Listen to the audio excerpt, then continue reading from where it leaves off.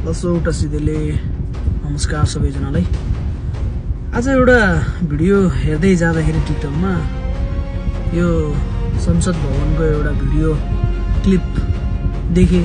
जब त्यो क्लिपबाट सुनेको एउटा सन्देशले चाहिँ साह्रै दुःख लाग्दो अब महसुस भएको छ मलाई चाहिँ। अब अरूलाई चाहिँ के भएको छ त्यो थाहा भएन, सायद तपाईँहरूले पनि त्यो क्लिप भेट्नुभयो भएन, फेसबुकमा अथवा इन्स्टाग्राममा अथवा टिकटकमा। यो आज एउटा यो के अरे जुन दीपक खड्का ऊर्जा मन्त्री उहाँको एउटा भाषणमा चाहिँ उहाँले एउटा सदनमा बोल्नुभएको एउटा त्यो एउटा भनौँ न गैर जिम्मेवार शब्द भनौँ या रेबिस कुकुरले टोकेको बौला कुकुर भनौँ, उहाँलाई अब राम्रो शब्दले अब कसरी चाहिँ हामीले सम्बोधन गरौँ भन्ने कुरा नै बुझिरहेको छैन। किनभने तपाईँ आफै नै बुझ्नु होला, हाम्रो यो जुन नेपालमा लोड सेडिङ मुक्त गर्नुमा कुलमान घिसिङको एकदमै ठुलो हात छ भन्ने कुरा सम्पूर्ण सानो बच्चादेखि ठुलो बुढाबुढीसम्म सायद एक मानिसमा त्यो जानकार छ।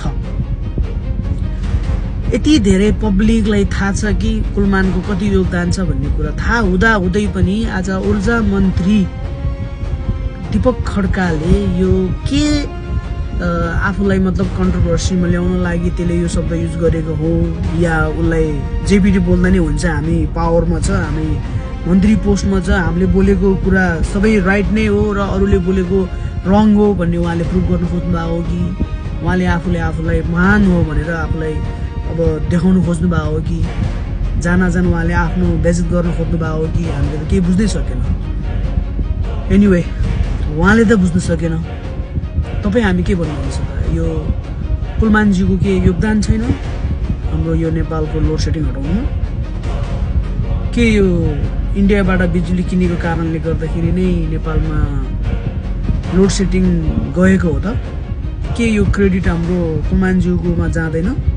के यो कुलमानजीले यसमा सङ्घर्ष गरेको छैन? के यसमा उहाँले वेल म्यानेज गरेको छैन?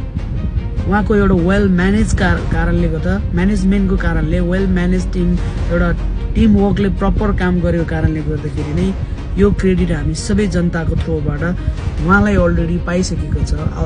जनताकोबाट त उहाँलाई सम्मान त हामीले अब दिन सकेको छैन होला, कतै उहाँलाई कुनै मन्त्रीहरूले गरेको पनि देखेको छ होइन। तर एमालेको सरकारले चाहिँ एनी टाइम कुलमानको पछाडि हात धोएर नै चाहिँ किन परेको नबुझेको कुरा के? एमालेलाई कुलमानप्रति प्रब्लम के छ?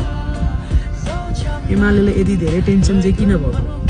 अब यहाँनिर अहिले फेरि अब हामीले पार्टीको नाम लिएर बोल्दाखेरि अब यहाँ पार्टीको फेरि कोही झोलेहरू फेरि ओइ कसलाई नाम लिएर बोले भनेर यहाँ दिने होला लेक्चर होइन। सरी है साथीहरू, यस्तो काम चाहिँ नगर्नु।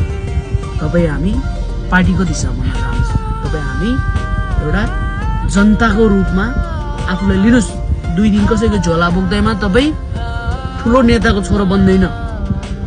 त्यो भएर तपाईँ अहिले अब त्यतिकै पनि त होइन, एमालेको खस्किँदै गएको जुन इमेज छ नि, छन् यस्तो गतिविधि बढाउँदाखेरि त अवश्य खस्किने होइन, नगाउडै हुन्छ यो भारत। अब यो खड्का प्रसाद ओली यत्रो बुढा भइसक्यो, तैपनि उहाँको स्पिचहरू हेऱ्यो भने अब जर्नलिस्टहरूसँग इन्टरभ्यू गरेको इन्टरभ्यूमा उहाँको जुन एटिट्युडहरू देख्दाखेरि एकदमै दुःख लाग्छ। देशको एउटा ठुलो पदमा बसेको मान्छे भनेको धेरै जिम्मेवार हुन्छ। उहाँले दिएको एक शब्दको धेरै महत्त्व हुन्छ क्या। त्यो एक शब्दको पनि मान्छेले एक टिप्पणी गरेर त्यसलाई त्यो अनुसारले एनालाइज गरेर हुन्छ भनेपछि उहाँहरूले एकदमै केयरलेस वर्डहरू चाहिँ एनी टाइम युज गरेर राम्रो एउटा भनौँ न अवार्ड दिएर सम्मान गर्नुपर्ने एउटा कर्मचारीलाई चाहिँ जतिखेर पनि डिसरेस्पेक्ट गरेर उहाँलाई अलिकति ह्युमिलेट गरेको चाहिँ एकदमै नराम्रो हो त्यो। त्यही भएर अब हामीले त बुझ्छौँ कुलमान घिसिङजीले धेरै राम्रो गरेको छ भन्ने कुरा, तर आम पब्लिकले बुझेको कुरा चाहिँ एउटा भरौटे एउटा चुतिया नेता एउटा साला मन्त्री पदमा के पुगेको थियो, यति धेरै मान्छेले गरेको चिजै बिर्सिने भनेपछि त उहाँलाई के भनौँ त? बोल्नु त धेरै कुराहरू मन छ, तर यार अलरेडी भिडियो 4-5 मिनट भइसकेको छ। त्यसैले हस्, नमस्ते। तपाईहरुलाई के लाग्छ यो विषयमा सबैजनाले लाइक कमेन्ट गरेर शेयर गरेर सबैजनाको सबै साथीहरु माझ पुर्याउने र जसले बोलेको त्योसँग पुर्याउने सम्म कोसिस गर्नु होला। हस्।